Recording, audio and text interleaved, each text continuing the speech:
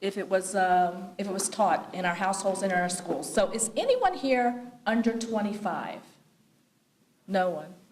And that's I mean, I'm not under 25 either, but that's the group that we really need to get to before it becomes a situation and a problem. We need to teach our young people, okay? Because all this information, why do we hear it after we have the problem, okay? The horse is gone, and now we're standing looking, going, what happened to the horse, okay?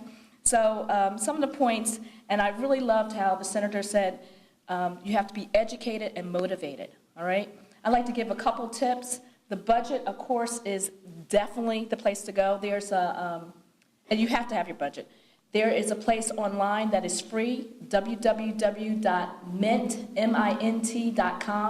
which it will integrate with your bank account, and you can put your budget in, so you actually see it.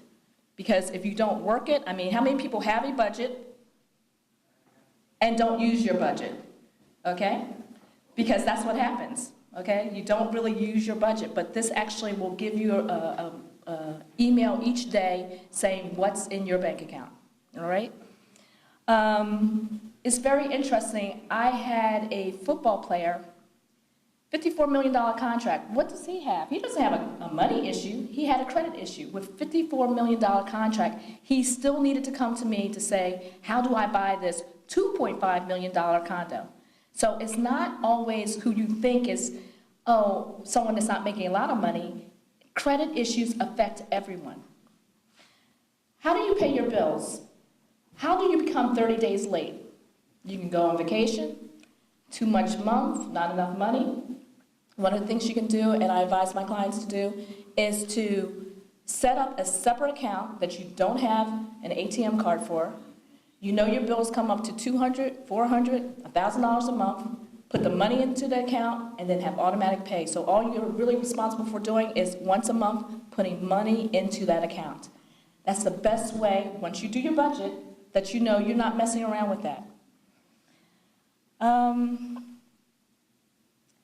When we talk about checking your credit reports, if you have a common last name, my last name is Colquitt. Not very common, so I don't get a lot of other people's stuff on there. But if you're a Smith, Johnson, Jones, Brown, okay, really, there's about 50 of you, just in Philadelphia. So, and if you're a Robert Jones, please, there's probably 200 of you in Philadelphia. You have to check that, so that's very important. I also had a friend that was, she did everything right. And please note, you can do everything right and still run into an issue.